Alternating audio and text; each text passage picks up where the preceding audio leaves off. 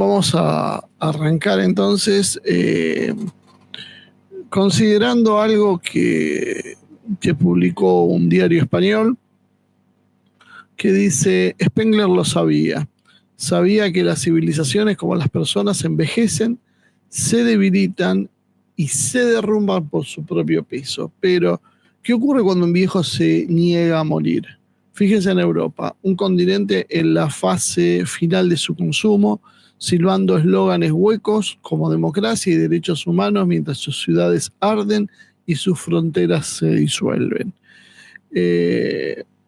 Esto claramente podía también ser una descripción del Reino Unido. Ellos se separan de Europa, es como si fueran algo aislado, algo propio, pero en definitiva son quienes hoy están ejerciendo esta poderosa influencia, dado que Estados Unidos de alguna manera está defeccionando de esta guerra. Estados Unidos está buscando apartarse por otras razones, porque tiene otros intereses geopolíticos, y por primera vez en mucho tiempo parece que sus intereses son distintos a los del Reino Unido y va por otro lado. Y ahí el Reino Unido se pone la mochila de la guerra e intenta ir por su cuenta hacia una situación que lo va a poner de cara con una Rusia que se ha venido preparando para esta situación, que están sus fábricas de producción militar funcionando a pleno, sus capacidades están mejorándose día a día, dada la experiencia en combate que están teniendo, la modernización de sus tácticas, dadas las nuevas tecnologías, y el Reino Unido de alguna manera los desafía, ¿no? O sea, lo acompaña obviamente Francia, que después en otro momento nos podemos ocupar de Francia. Pero claro, uno se pregunta, ¿qué está sucediendo con el Reino Unido? Entonces pensé, digo, bueno, vamos a hacer una radiografía de la situación actual del Reino Unido, para ver si se nos está pasando algo, si el Reino Unido tiene alguna chance seria de enfrentar a Rusia, sin el apoyo de los Estados Unidos, porque siempre el Reino Unido se movía con ese apoyo detrás, ¿no? Primero miremos el PBI británico en los últimos 10 años para ver qué es lo que está sucediendo, porque uno se imagina, tanto critican la economía de Rusia, o tanto critican la economía de China y de otros lados, ellos siempre tienen algo que decir de los demás, digamos, bueno, deben tener unas tasas de crecimiento muy importantes. Bueno, resulta que en el 2015 fue cuando básicamente les fue mejor, antes de la pandemia, con un 2,3% de crecimiento del PIB. 2016 1,9, 2017 1,8, 2018 1,3, 2019 1,4. Básicamente estamos hablando de tasas que más o menos es el crecimiento vegetativo de la población. No es un crecimiento, en el mejor de los casos sería un estancamiento. Después llegó la pandemia, y el primer año de la pandemia, en el 2020, cuando se bloqueó todo, tuvo una caída del 9,9%, casi el 10%. 2021 y 2022 recuperó 7,5 y 4,1 posteriormente. Pero si tomamos los 3 años, básicamente en la suma tenemos un 11% de crecimiento, pero casi con un 10% que había tenido de caída, en 3 años básicamente crecieron 1%. Y luego volvieron a la realidad, pero más dura todavía. 2023 un 0,4% y un 2024 un 0,9%. Y para el 2025 probablemente los números sean peores. Todo esto cuando Rusia creció un 4% en el último año y el Reino Unido un 0,9%. Y me atrevería a decir que habría que ver si no está un poco maquillada esa cifra, ¿no?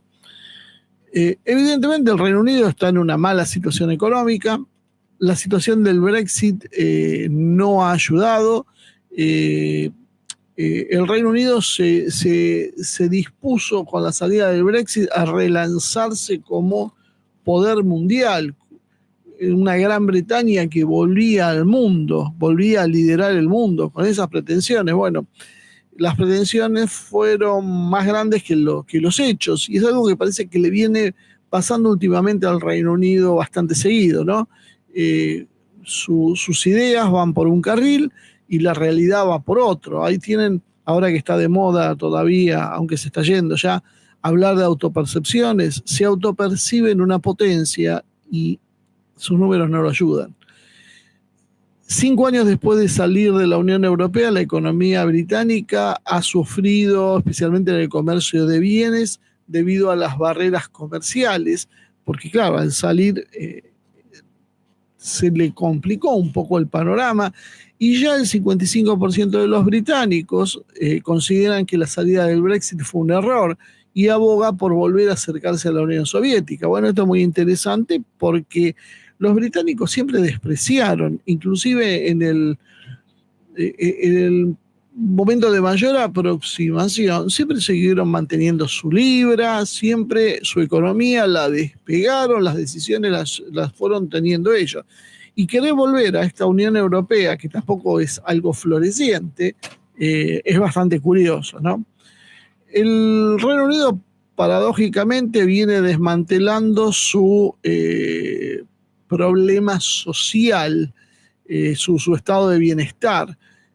Por un lado, está haciendo sostenidamente, ya viene desde la época de Margaret Thatcher esto, que es el recorte del gasto público para aumentar ahora el presupuesto de defensa. Esta locura belicosa que les ha agarrado ha acelerado este proceso que se venía dando y ahora va hacia una carrera armamentística, volviendo a constringir los presupuestos sociales.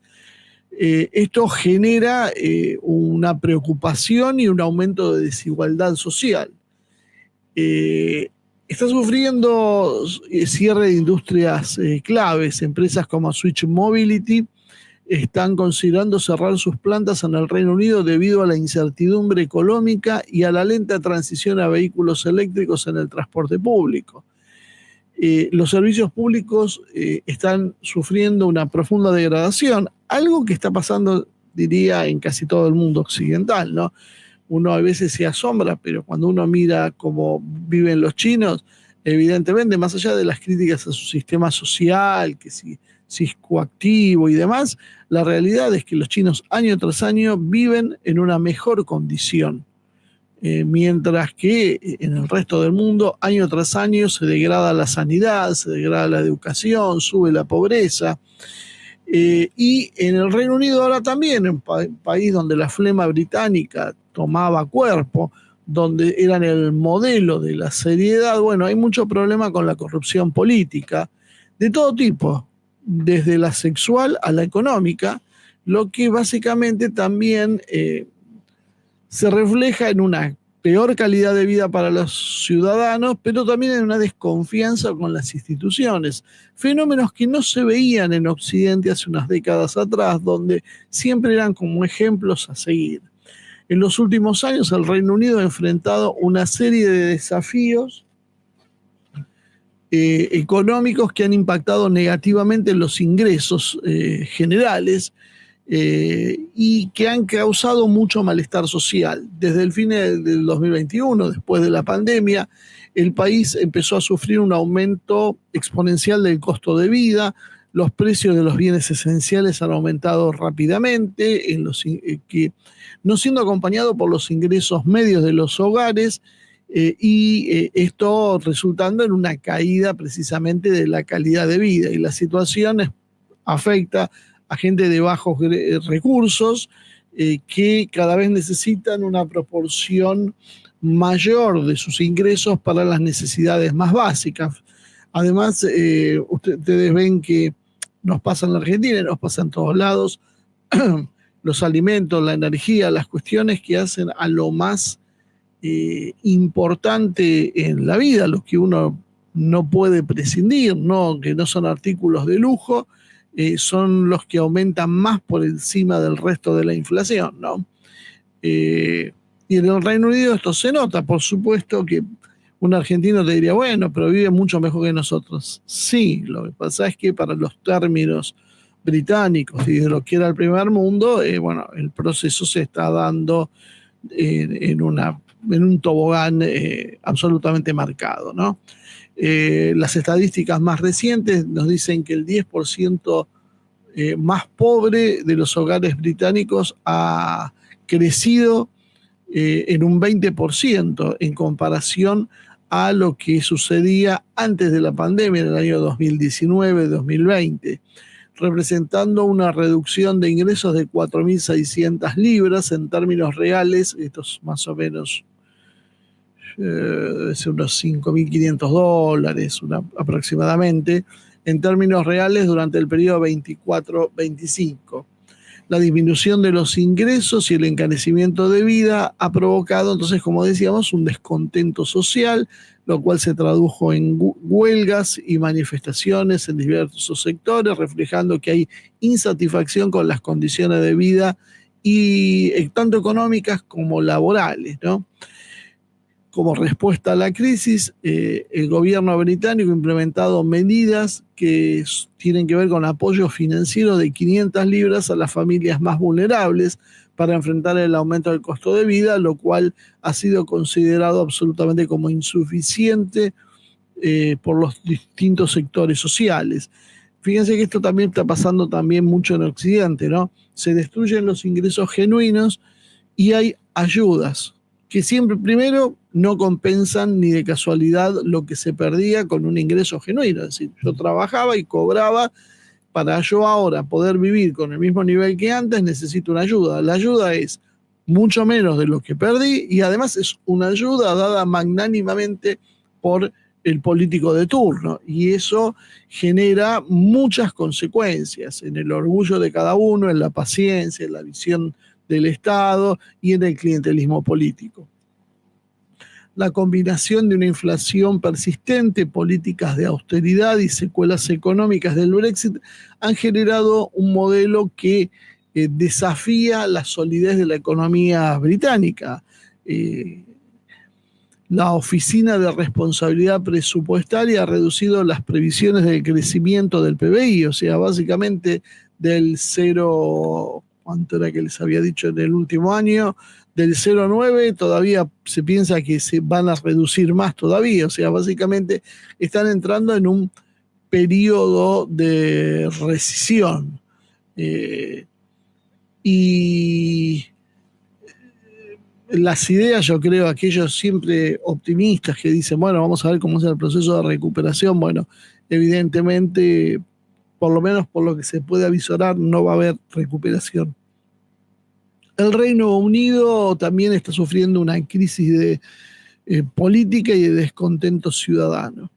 Esto es consecuencia, obviamente, de lo que está pasando, de las fallidas intervenciones de los últimos primeros ministros, que han durado cada vez menos y han sido cada vez más cuestionados.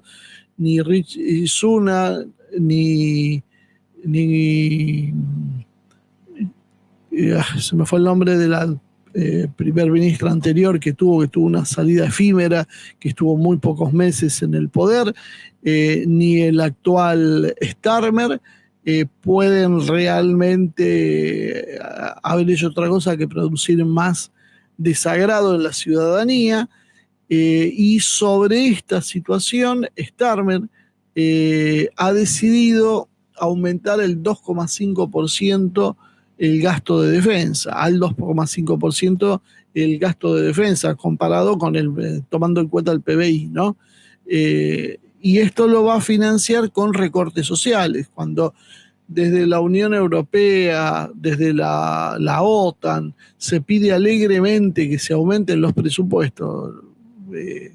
Los fondos, los recursos son limitados. Si uno los gasta en una cosa, no los gasta en otra. Entonces los tienen que tomar de otro lado para más o menos tener esto balanceado. Entonces hacen dos cosas simultáneamente: achican gastos y endeudan, lo cual les genera a los estados mayor dependencia del poder financiero por un lado, y por otro lado hacen caer nuevamente las condiciones de vida. Fíjense que cuando no es una cosa es otra, pero siempre la condición de vida cae. Por eso la clase media se va reduciendo y va creciendo la pobreza. En un momento donde ayer hablábamos, por ejemplo, cómo tenemos la capacidad de producir básicamente sin trabajar. Acá el problema es absolutamente político, acá no es un problema económico o de falta de recursos o de falta de riquezas o de poca capacidad de producción. Es un problema de cómo se reparten las cosas. Evidentemente piensan seguir en esta misma tendencia. Además de todo esto, tienen un problema nuevo con la inmigración. Están llenos de inmigrantes musulmanes, tanto es así que el alcalde de Londres es musulmán, y las tensiones raciales han ido apareciendo. El pueblo británico no se ha caracterizado precisamente por ser un pueblo que se mestice con otros, como sucedió con el español en su acción en lo que es América. Los españoles dieron lugar a los pueblos que hoy conocemos, donde la población mestiza es la gran mayoría, se mezclaron con todos los habitantes locales que había y con la gente de otras razas. Los españoles se han manejado con esos criterios, mientras que los británicos no, han sido siempre muy excluyentes. Ellos han alumbrado todo tipo de leyes racistas y discriminadoras, y así lo han hecho sus colonias. Y esto, bueno, ha generado tensiones porque ahora en el corazón del Imperio Británico aparece la inmigración que ellos han rechazado en otros lados. Hubo un incidente en julio del 2024 en Southport que generó, bueno, atribuido a un inmigrante musulmán, que se tradujo en grandes manifestaciones islamófobas y anti-inmigración por un lado, mientras que por otro lado había contramedidas y contramanifestaciones antirracistas. O sea, están generando, y cada vez más lo empezamos a ver en nuestro país y lo estamos diciendo, disturbios raciales, nos están dividiendo también con la cuestión racial. Que esto suceda en el Reino Unido, un país racista por historia, es de alguna manera comprensible. No es comprensible que suceda en la Argentina. Pero bueno, el hecho es el mismo. El país empieza a tensionarse y se empieza a partir. Los políticos han venido perdiendo, entonces, en consecuencia de todo este desastre que estoy diciendo, popularidad. La gestión de Starmer ya está profundamente cuestionada. Mucho tiene que ver la cuestión de qué hacer con la inmigración y la implementación de políticas estrictas, incluyendo esas redadas y deportaciones, que es lo único que se le ha ocurrido para solucionar el problema, porque es muy gracioso, destruyen los países de Medio Oriente, generan pobreza en esos países, generan guerras, generan condiciones inhumanas, les ponen una alfombra roja para que vayan a Europa y después se quejan y hacen políticas restrictivas. Bueno, haberlo pensado antes de ir y bombardear y llevar democracia a otros países, porque estas son las consecuencias. Cualquier estadista debería saberlo, pero bueno, esta gente puede no saberlo, o en realidad lo que está haciendo es un plan de destrucción, que es otra historia. El Partido Laborista está dividido con respecto al tema de las cuestiones de derechos humanos. Las organizaciones de derechos humanos también se enfrentan con algunos sectores de este tipo, y aparecen partidos nuevos como Reform UK, o sea, Reformemos el Reino Unido, de Nigel Farage, que tiene una posición más radicalizada al respecto, que no es solo un tema de racial, ¿no? La posición choca con otros factores también a tener en cuenta, como está pasando en casi todos los países europeos, por lo menos de importancia que nosotros seguimos. El debate sobre la independencia de Escocia sigue vigente, no se cerró, se llamó a un referéndum. El referéndum finalmente, que se tenía que haber hecho en octubre del 2023, y dada la experiencia que habían tenido con el Brexit, nadie quiso arriesgar mucho. Tenía miedo que realmente el referéndum vote por separarse los escoceses del Reino Unido. Recuerden que el Reino Unido son 4 reinos o 4 grupos totalmente diferentes y que se odian entre sí, porque los ingleses no son queridos ni por irlandeses ni por escoceses, tampoco demasiado por los galeses, pero escoceses e irlandeses los odian. y los ingleses desprecian al resto. Entonces, bueno, esto se une cuando uno es una potencia imperial, pero cuando uno empieza a entrar en decadencia, empiezan las tensiones internas, ¿no? Entonces, ¿qué sucedió? El Tribunal Supremo Británico decidió suspender ese referéndum y esto generó, bueno, un sistema de frustración y tensión entre Edimburgo, en la capital escocesa, y Londres. El Imperio Británico fue el más extenso de la historia, abarcó infinidad de territorios en los 5 continentes y fue el actor influyente global más importante de los últimos siglos. Ellos son los autores del capitalismo, son los autores de las políticas coloniales, etcétera, etcétera, ¿no? Pero evidentemente entraron en un proceso de declive que ahora está alcanzando niveles cada vez más altos. Y como sucede con muchos imperios, la época de decadencia que veíamos en los números que expresábamos anteriormente, se traduce en una especie de fuga hacia adelante, en la ilusión de querer volver a hacer lo que alguna vez se fue y hacerlo cada vez con métodos más violentos y coercitivos.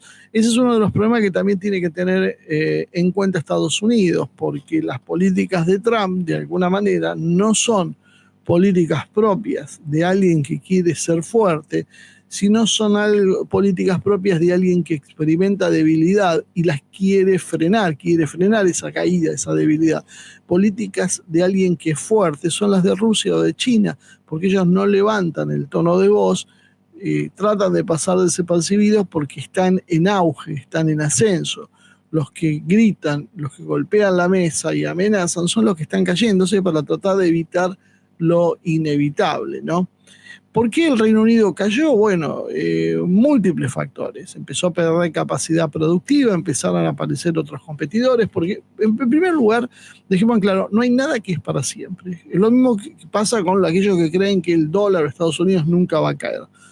Todos los imperios a lo largo y ancho del mundo, en cualquier etapa histórica, tuvieron un nacimiento, un periodo de auge y un periodo de decadencia y muchas veces de fin. Esto es inevitable, es como un organismo vivo. Nacen y se mueren. No hay forma de evitar eso. Y lo que sucede con el Imperio Británico es que viene dando desde hace mucho tiempo muchas señales de que la cosa no está bien, ¿no? El punto más alto lo empezamos a ver en las 2 guerras mundiales, porque el Reino Unido llega como la primer potencia, la potencia hegemónica del mundo. No era Estados Unidos, muchos por ahí confunden las cosas. Era el Reino Unido. La libra era la moneda por excelencia, el Reino Unido era el país rector, era el país más productor, era el país más importador. Y el Reino Unido se metió en 2 guerras mundiales para frenar adversarios, por las razones que sean, y eso le redujo su propia capacidad para mantener y administrar el imperio que tenía, ¿no? Cambió el modelo colonial a partir de eso. Y apareció el ascenso de los movimientos independentistas en las colonias y nacionalistas. Curiosamente, ¿quiénes fueron los que impulsaron esos movimientos independentistas? Hubo 2 razones. El comunismo con la Unión Soviética, que empujó las políticas de independencia, y el otro actor fue Estados Unidos, porque Estados Unidos venía con otro modelo. Por eso hay que prestar atención a los modelos. Estados Unidos venía con un modelo, primero de crecimiento aislado, pero que de golpe dijo, vamos a ser jugadores globales. Hemos hablado muchas veces de esa tensión interna de Estados Unidos. Vamos a ser los jugadores globales, vamos a ser la potencia global, la potencia hegemónica, y nos vamos a quedar con las colonias británicas. ¿Cómo nos quedamos con las colonias británicas? Promovemos la independencia. Y después las capturamos nosotros con el comercio y con el poder que realmente tenemos, que es muy superior al británico. Después ganada la Segunda Guerra Mundial, bueno, esto fue lo que más o menos terminó pasando. El proceso de decolonización británico fue marcado, sobre todo después del fin de la Segunda Guerra Mundial. El Reino Unido se fue descolonizando, eso es un hecho. En Asia perdió lo que era la India, que era la joya, como siempre han dicho, del Imperio Británico, que la India era lo que hoy es Bangladesh y Pakistán. En África perdió una serie de colonias, empezando por Ghana en 1957, y que fue haciendo un efecto dominó. En el Caribe y en el Pacífico perdió a Jamaica, Barbados y otra serie de, un poco más tardío fue este proceso, porque fue como un proceso de imitación, donde iban cayendo uno a uno las fichas del dominó y el Reino Unido buscaba alternativas para que esto no suceda, pero no las conseguía. Y creo que una especial particular mención debe tener el hecho de Hong Kong, ¿no? Porque Hong Kong pasó a ser uno de los centros más importantes del Reino Unido, pero en el 97 se vio obligado a entregárselo a China después de 156 años de dominio británico. Eso fue todo un símbolo. A 100 años, con condiciones, lo que sea, China puede esperar. Pero China tiene objetivos. China era la que el Reino Unido había vencido a mediados del siglo XIX en las guerras del opio. Un poco más de 100 años después, un siglo y medio después, el Reino Unido era derrotado por la misma China. China esperó su momento y lo empezó a conseguir. Y empezó ahí un proceso de crecimiento de China. El gobierno británico hizo lo que se conoció como Operación Legacy, una operación durante los años 50, 70, donde buscaban destruir o ocultar documentos que podían comprometer su imagen con las excolonias, viendo la gravedad de esta historia, y encontraron una solución a media. ¿Cuál es? La Commonwealth, la mancomunidad de las naciones británicas. Muchas excolonias se sumaron, seguían siendo un país poderoso. Por algo la Argentina de Milei quiere estar atrás de Estados Unidos, aunque Estados Unidos también se esté entrando en un periodo de decadencia que la propaganda no está dejando demasiado bien, verse demasiado bien, ¿no? Los británicos empezaron a retirarse y entonces trataron de buscar esta idea. Como por eso nosotros decimos que tiene que hacer esto los países hispanoparlantes, Iberoamérica en general, porque tenemos la particularidad de tener en el medio un país tan grande como Brasil, que tiene que ver con promover los valores compartidos y la cooperación. Y así más o menos paliaron algunas décadas más la situación. La retirada esta británica igual tradujo muchos conflictos de poder,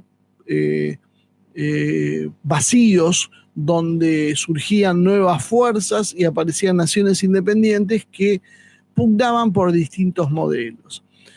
El resumen, el desmantelamiento del Imperio Británico fue un proceso complejo, con múltiples influencias, tanto internas como externas, pero inocultable. Hoy se conserva lo que es la Commonwealth con 56 naciones, lo cual no es poca cosa. Estamos hablando más o menos de la cuarta parte de las naciones que hay en el mundo. Pero esto está medio tensionado. Aparecen presiones de muchos países del Commonwealth para obtener compensaciones relacionadas con la esclavitud y otros problemas históricos que hubo, por el tema del sangrado económico que produjeron, lo cual está poniendo al Reino Unido en una situación complicada, porque quiere reconciliarse con sus colonias, pero claro, ¿cómo lo hace sin indemnizar de alguna manera lo que sucedió, dado que ellos mismos también han promovido los Estados Unidos todas estas teorías decoloniales, ¿no? Entonces todo un cóctel ideológico que no les crea un buen clima, y además se ha dado también el fenómeno de mucha desaparición de países que no quieren ser más monarquías, por lo tanto no quieren más a Carlos III, o antes era la reina Isabel II, como el eje político, como el jefe de Estado que los unía. O sea, hoy uno va a Canadá y sigue viendo en los espacios públicos la foto del rey, lo cual, bueno, evidentemente parece una cosa del pasado, dado que el modelo económico cambió y junto con el modelo económico cambió el modelo político, ¿no?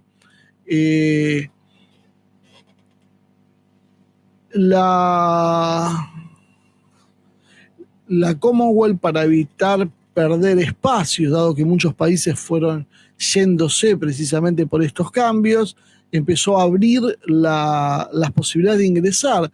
Y hoy ni siquiera considera imposible que entren países que no hayan pertenecido al Imperio Británico, que no tengan esos valores compartidos que reclamaban. No es nada raro. Uruguay, por ejemplo, está entre los países que Francia reconoce como francófonos. Y uno dice, ¿desde cuándo Uruguay es francófono? Pero en el Día de la Francofonía Uruguay es parte, porque bueno, Francia intenta sumar con cualquier excusa. Si nosotros fuéramos más hábiles haríamos lo mismo y además tenemos las excusas. Fíjense hasta el punto que se llegó que el propio Estados Unidos fue invitado a unirse al Commonwealth.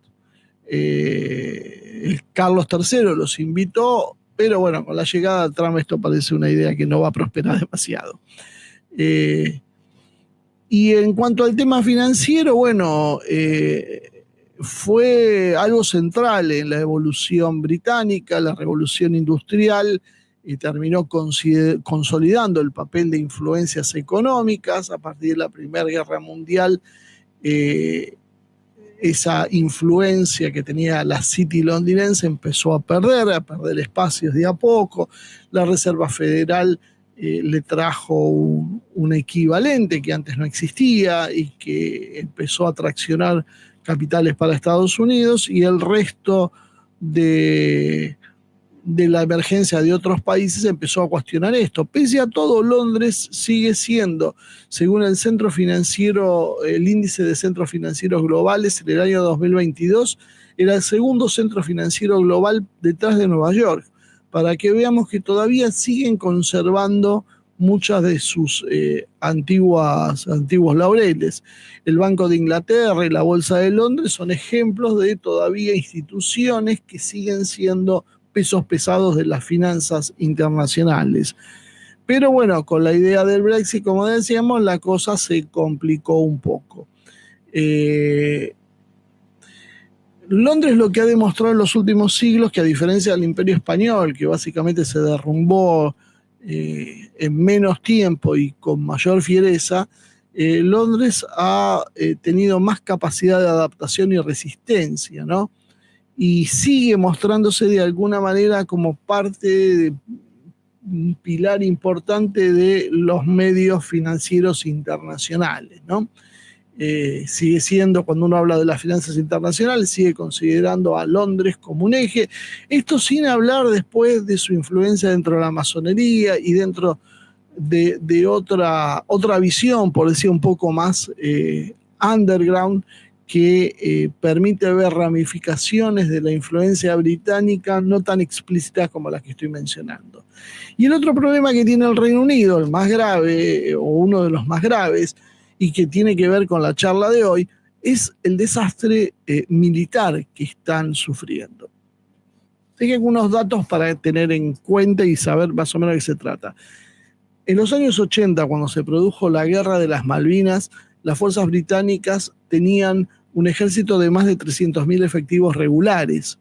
Hoy ese ejército es apenas de 145.000 y hay planes de reducción para seguir achicándolo. Vamos a ver qué pasa ahora con este intento de ir a una guerra con Rusia. Uno imagina que van a trabajar en ese sentido. Pero básicamente tiene la mitad de efectivos de lo que tenía hace 40 años atrás. Y esto es lo que vamos a hablar el 2 de abril.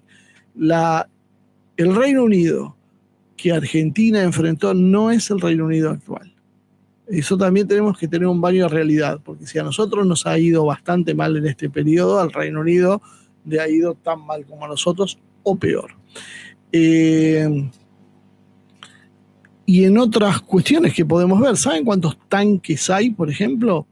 El Challenger 2, que lo mostraban con Game Changer en Ucrania y que los rusos los destrozaron, los pocos que llegaron, tiene 148 unidades operativas. Es todo lo que tienen, 148, y la mayoría o muchos no modernizados todavía. Su flota aérea de cazas es de 120 cazas operativos, entre los Typhoon y los F-35B. La Royal Navy, que en su momento era la reina de los mares, hoy tiene apenas 2 portaaviones, 6 destructores tipo 45 y 12 fragatas tipo 23 activas. Para lo que era el Reino Unido eso es absolutamente nada. Con el agravante que los portaaviones clase Queen Elizabeth, que son relativamente nuevos, no tienen escoltas ni aviones embarcados para operar autónomamente a escala global, tienen problemas de mantenimiento, logística y personal, hay fallos crónicos por problemas de mantenimiento en los equipos, el reclutamiento y retención de personal ha caído, y especialmente en los sectores técnicos de inteligencia y tripulaciones navales es donde más se ve esta caída, ¿no? El Queen Elizabeth, que es el que da el nombre a la clase, que tiene este nombre, tiene problemas con la capacidad aérea y lo que tiene que enfrentar. Básicamente su ala embarcada, los aviones que tiene que llevar encima, nunca fueron completados. Tiene F-35B, Lightning II y helicópteros, pero no han podido completar la dotación del buque, y los han completado con una especie de alquiler en realidad. O sea, los que están como una especie de alquiler que les hace Estados Unidos. O sea, que ni siquiera han podido pagar eso. El Prince of Wales, el gemelo del Queen Elizabeth, ha tenido una serie de problemas técnicos, entre ellos ha roto el eje propulsor, y sus componentes han sido canibalizados para poder mantener en operaciones al Queen Elizabeth. Así que imagínense cuál es la situación. Tienen 2 portaaviones, los cuales uno lo usan de repuesto para el otro. Los destructores tipo 45 tienen problemas en las plantas motrices, tienen fallos en sus sistemas de propulsión. Esto tiene que ver con los defectos de fabricación en la tubería de gas WR21 y en los intercambiadores de calor asociados, lo que ha provocado pérdidas de potencia y fallos eléctricos en condiciones de alta temperatura. De hecho, en el Mar Negro, cuando empezó el conflicto con Rusia, tuvieron que remolcar a algunos porque, bueno, básicamente no había funcionado. Para eso tuvieron que generar el proyecto de mejora de potencia, PIP, que incluye la instalación de generadores diésel adicionales y la modificación del sistema eléctrico de los buques. Fíjense el error de diseño que ha habido acá. Sin embargo, es un proceso que los especialistas califican como complejo y que requiere que cada destructor vaya a dique seco para poder ser reformulado. Por lo tanto, solo uno de los 6 destructores tipo 45 está plenamente operativo, lo que obviamente restringe las capacidades. El puerto de Gibraltar, que los españoles a veces no consideran, se convirtió en el centro más importante de reparaciones para los buques de guerra británicos, dado la necesidad constante de mantenimiento y las aguas cálidas del Mediterráneo, que han sido un gran desafío para los buques británicos, ¿no? Además, ellos tienen dependencia de los Estados Unidos, tanto en lo que es inteligencia, reconocimiento y vigilancia. ISR se conoce como esta tríada, que es básicamente el monitoreo de áreas, personas o eventos, el reconocimiento del terreno, y eso dependen de los Estados Unidos, que utiliza los sistemas SIGINT, aviones como los RC-135, el Global Hawk, etcétera, y con eso consigue la información que le tienen que dar a los británicos, y el C4ISR, que es el Command Control Communication Computer Intelligence Surveillance y Reconnaissance, que es una estructura total de mando de conciencia situacional. No lo voy a detallar tanto porque eso me lleva bastante tiempo, pero bueno, es una serie de sistemas de control para poder conectar, integrar tanto soldados como buques, aeronaves, naves, satélites, todo en tiempo real y poder hacer una guerra en red. Bueno, el Reino Unido depende de los Estados Unidos para tener esta información. Es decir, si el sistema no está en funcionamiento, el Reino Unido básicamente carece de capacidades para funcionar. Y el arsenal nuclear, bastante ya veterano, que es el Trident, es operado por submarinos basados en tecnologías de Estados Unidos con coordinación directa con el Pentágono. ¿Por qué digo todo esto? Porque si Trump no les da el ok para pelear con Rusia, ni siquiera pueden usar sus propios submarinos. Si uno considera un enfrentamiento con Rusia, que es lo que están intentando buscar, bueno, nos vamos a encontrar con tres modelos de enfrentamiento. Uno que tiene que ver con una guerra convencional, cibernética, de información y disuasión nuclear táctica. Esto tendríamos teatro de operaciones, Europa del Este, el Mar Norte, el Báltico, los espacios árticos, y sin los Estados Unidos, básicamente el Reino Unido no tiene muchas posibilidades de enfrentarse a Rusia. Para tener una idea rapidita, el Reino Unido, 147.000 soldados en activos, Rusia ya supera el 1.000.000. Los blindados, 150 Challenger activos, Rusia supera los 12.000 blindados entre los T-72, T-80, T-90 y los Armata. La Fuerza Aérea, 120 Typhoon y F-35B. Los rusos tienen más de 700, ya saben, Sukhoi 57, 35, 30, etc. La Fuerza Naval son 2 portaaviones, de los cuales uno está con problemas, los 6 destructores, solo uno disponible, y aproximadamente unos 10 submarinos. La flota del Báltico solo rusa tiene unos 60 buques operativos y más de 30 submarinos de todo tipo, SSBN, SSN y SSK.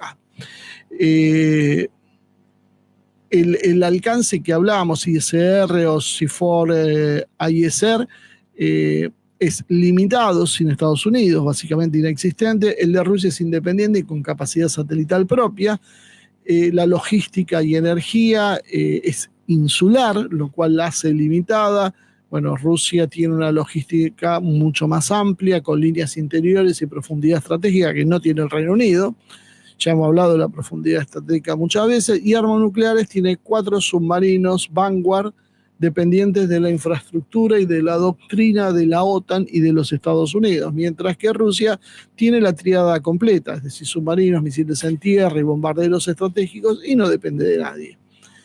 Evaluación estratégica, entonces, doctrina moderna y profesional, altamente entrenada, la de Rusia, capacidad de guerra electrónica avanzada, comandos de élite y experiencia en operaciones expedicionarias y capacidad cibernética ofensiva considerable. El Reino Unido tiene también una falta de masa crítica para sostener múltiples frentes, básicamente. Tiene carencias de profundidad logística, depende de Estados Unidos en todo lo que tiene que ver con las comunicaciones que hablábamos antes, misiles de largo alcance y respaldo estratégico. Tiene un ala aérea limitada que no le permite mantener situaciones de guerra prolongadas, y en los escenarios posibles de un enfrentamiento, un conflicto naval y aéreo en el Mar del Norte, Rusia podría despegar submarinos y misiles hipersónicos contra los puertos británicos. El Reino Unido debería obligarse a replegarse efectivamente por falta de cobertura aérea prolongada. Su portaaviones sería un objeto prioritario y vulnerable, y el resultado, Rusia va a dominar el espacio marítimo y aéreo a mediano corto plazo. en un escenario un segundo escenario, el escenario B, guerra terrestre en Balcanes o Báltico. La anterior era solo una guerra naval en el Mar del Norte, que está mejor parada del Reino Unido. En la guerra terrestre en los Balcanes o en el Báltico, el Reino Unido simplemente no podía sostener una campaña sin refuerzos de la OTAN, no tiene capacidad para proyectar una fuerza acorazada de maniobras que sea relevante. Rusia tiene superioridad en fuego, profundidad estratégica y redes antiaéreas, y el resultado es que el Reino Unido tendría que retirarse. Y el escenario C, una guerra de desgaste cibernética o informal, el Reino Unido podría mantener ahí cierta paridad o ventaja puntual en algún momento, pero Rusia posee mayor resiliencia sistémica a la información occidental, por lo tanto pueden tener un empate operacional con desgaste estratégico británico más alto. Y uso nuclear, el Reino Unido tiene los Trident operados, como decíamos, bajo la infraestructura conjunta con Estados Unidos. No se conoce cuál es su doctrina de uso. El Reino Unido tiene una doctrina de escalada para desescalar y prevé el uso nuclear táctico. Sin el paraguas nuclear de Estados Unidos, el Reino Unido se encuentra en una posición vulnerable frente a amenazas de coerción nuclear regional. En conclusión, el Reino Unido sin Estados Unidos no puede sostener un conflicto de alta intensidad convencional con Rusia, solo podría realizar acciones limitadas, defensivas o algún sabotaje. Su capacidad de disuasión efectiva queda severamente comprometida sin el respaldo estadounidense. Los británicos básicamente pueden presionar, provocar y desafiar, pero no mucho más que eso. Por eso llama la atención, y ya con esto terminamos, lo que dijo Robert Fox, editor de defensa del London Standard, que refleja de alguna manera lo que le dicen al público los expertos británicos. Fíjense el cuadro de situación que nosotros trazamos, creo que bastante equilibradamente, sin poner de manifiesto la antipatía que uno puede sentir como argentino con el Reino Unido, simplemente haciendo una abstracción lógica de la situación. Este hombre acaba de publicar, de decir que Ucrania tiene una ventaja, pues está sufriendo mucho sobre el terreno, pero también tiene su logística de ataque. Tiene capacidad para un ataque más profundo en el reabastecimiento en los puntos de formación de las zonas de apoyo profundo, la zona logística profunda para esto, lo que representa un enorme esfuerzo con la operación militar especial en la que están comprometiendo 150.000 efectivos, principalmente militares, pero también algunos civiles. Someten a la economía rusa a una enorme presión con sus 420.000 efectivos en la zona operativa y alrededores. Por lo que veo es una verdadera prueba de valor, y Putin, mientras tiene a su amigo en la Casa Blanca, fíjese cómo se refieren los británicos a Trump, cree que puede seguir adelante. ¿Pero cuánto tiempo? Apenas unos meses, dijo un especialista de defensa británico, ¿no? Se las ingenia para tener la tercera parte de hombres disponibles en la zona, ni hablar de las capacidades que cada uno tiene como una ventaja estratégica sobre Rusia. Es maravilloso. Rusia además creció el 4% y él está augurando una economía destruida. Es bastante difícil. También después puso resultado extraordinario considerando lo que ha dicho esta semana sobre las propuestas del alto al fuego en el Mar Negro. Todo esto lo dijo en una entrevista, que Ucrania está preparada para ello en la zona clave donde han vencido. ¿Cuánto ha perjudicado económicamente esta supremacía en el Mar Negro a Rusia? Creo que muy gravemente, pero también ha dañado su prestigio, como Putin siempre ha proclamado en sus declaraciones al realizar un balance estratégico. Putin ha dañado su prestigio solo en las propagandas de la OTAN. Gran Bretaña sinceramente está usando este tipo de analistas. Yo no sé si lo creen o no realmente sus autoridades, parecería que sí. Lo mismo pasa con Macron, parecería que están creyendo estas cosas.